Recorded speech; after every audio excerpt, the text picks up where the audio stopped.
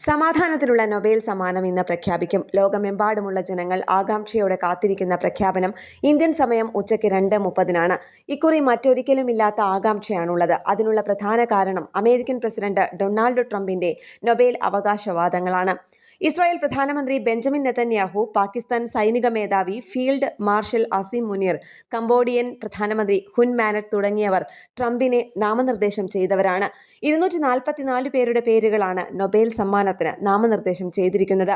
7 യുദ്ധങ്ങൾ തന്റെ മധ്യസ്ഥതയിൽ അവസാനിപ്പിച്ചുവെന്ന് ട്രംപ് പറഞ്ഞു. ഇതിൽ ഇന്ത്യ പാക് സംഘർഷം അവസാനിപ്പിച്ചത് തന്റെ മധ്യസ്ഥതയിലാണെന്ന് ഇടയ്ക്കിടെ ഉന്നയിക്കുന്ന അവകാശവാദങ്ങൾ ഇന്ത്യൻ പ്രധാനമന്ത്രിയും വിദേശകാര്യമന്ത്രിയും ഉൾപ്പെടെ തള്ളിക്കളയുകയും ചെയ്തിരുന്നു. എന്നാൽ ട്രംപ് അടുത്തിടെ പോലും ഇക്കാര്യം ആവർത്തിച്ചു. ഒക്ടോബർ 8-ന് നിലവിൽ വന്ന ഇസ്രായേൽ പലസ്തീൻ സമാധാന കരാറാണ് അവസാനത്തേത്. പല അന്താരാഷ്ട്ര വേദികളിലും തന്റെ പ്രാധാന്യം ലോകത്തിന്റെ സമാധാനത്തിന് എത്രത്തോളം പ്രയോജനപ്പെടുന്നുവെന്ന് സമർത്ഥിക്കാൻ ട്രംപ് ഉപയോഗിച്ചിരുന്നു. ഇസ്രായേലിനെ പരോക്ഷമായി സഹായിക്കുന്നത് അമേരിക്കയാണെന്ന വാർത്തകളും അഭ്യൂഹങ്ങളും ലോകരാജ്യങ്ങൾക്കിടയിൽ ഉയർന്നു വന്നിരുന്നു. ഇതുമാത്രമല്ല, ട്രംപിന്റെ താരിഫ് യുദ്ധം, ബ്രിക്സ് രാജ്യങ്ങൾക്കെതിരെ ഡോളർ ഇല്ലാതാക്കാൻ ശ്രമിക്കുന്നുവെന്ന ആരോപണം ഉന്നയിക്കുക തുടങ്ങി പല ലോകരാഷ്ട്രങ്ങൾക്കിടയിലും അമേരിക്ക വൻ സാമ്പത്തിക ഭീഷണി ഉയർത്തിയിരുന്നു. UN-ലേക്കുള്ള സഹായധനം വെട്ടിക്കുറച്ചതും പരിസ്ഥിതി നയങ്ങളിൽ നിന്ന് വിട്ടുനിന്നതും അമേരിക്കയിലെ ട്രംപ് ഭരണകൂടം ഉയർത്തിക്കൊണ്ടുവന്ന നിയമസംഹിതകളാണ്.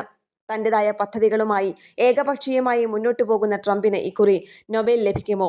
സമാധാന നൊബേൽ പ്രഖ്യാപിക്കാൻ ഇനി മണിക്കൂറുകൾ മാത്രമാണ് ബാക്കി. ഇന്റർനാഷണൽ ഡെസ്ക്, കേരള പ്രണാമം.